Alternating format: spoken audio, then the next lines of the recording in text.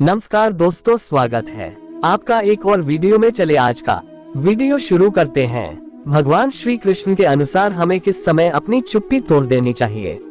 सनातन धर्म के धर्म शास्त्रों में मौन का अत्यधिक महत्व बताया गया है। कहा गया है कि व्यक्ति को अपने जीवन में अधिक से अधिक मौन धारण करना चाहिए। मौन की व्याख्या इस प्रकार से की गई है कि जिस व्यक्ति में मौन धारण की विशेषता है वह अपने जीवन में बड़े से बड़े विवाद जल्दी सुलझा सकता है। बेवजह बोलने की अपेक्षा मौन धारण उत्तम है, यानी कि व्यक्ति को अपने जीवन में सम्यक और शुद्ध शब्दों का प्रयोग करना बेहद आवश्यक है। मौन धारण करने से हम अपने अंतर्मन से संपर्क में रहते हैं और हमारी मानसिक स्थिति संतुलित रहती है। लेकिन क्या जीवन में हर समय मौन आवश्यक है? क्या केवल मौन धारण करना ही समस्या का समाधान है? इस विषय में भगवान श्री कृष्ण ने भगवत गीता में बड़े ही विस्तार से बताया है और आज हम इसी विषय पर चर्चा करेंगे।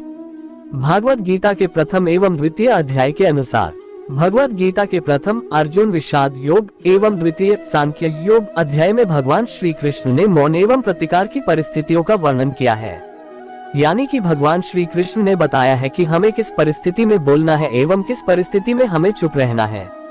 ये ज्ञान भगवान श्री कृष्ण ने उस समय दिया था जब युद्ध भूमि में खड़ा अर्जुन अपने सगे संबंधियों का खून बहाने से मना कर दिया था। अर्जुन का कहना था कि अपने दादा और गुरुओं को इस प्रकार युद्ध भूमि में देखकर उसका मन विचलित हो उठा है और उसमें उनका वध करने की हिम्मत नहीं है। उस समय भगवान श्री कृष्ण ने अर्जुन को अपने अमृत ज्ञान के द्वारा मार्गदर्शन दिया था। भगवान श्री कृष्ण के अनुसार जीवन में हर समय मौन बेहद आवश्यक है। बेवजह बोलना किसी प्रकार से ठीक नहीं कहा जा सकता, लेकिन हमें हमारी चुप्पी उस समय तोड़ देनी चाहिए जब हमारे अधिकार का हनन हो रहा हो। यदि कोई व्यक्ति हमारा अधिकार छीनने की चेष्टा करता है तो उस वक्त हमारा आवाज उठाना बेहद आवश्यक है। यदि बात हमारे हक की हो और हमारे साथ अन्याय होता प्रतीत हो तो उस समय मौन ठीक नहीं कहा जा सकता।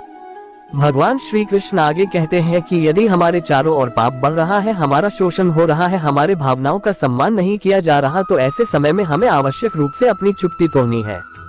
हमारा दुश्मन चाहे जो भी हो, लेकिन ऐसे समय में हमें उसका प्रतिकार करना आवश्यक है। यदि आप ऐसी स्थिति में अभी आवाज नहीं उठाते हैं तो आप किसी मृत शरीर से कम नहीं है।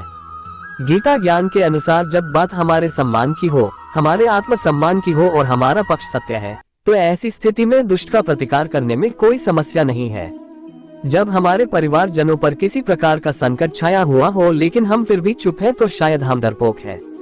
यदि हम ऐसे ही साथियों में भी आवाज नहीं उठाते हैं तो इसका आशय ये हुआ है कि हमारा जमीर मर चुका है। वास्तव में हमारा दमन शुरू हो चुका है और इसी के साथ बहुत जल्दी हमारे जीवन का पतन हो जाएगा।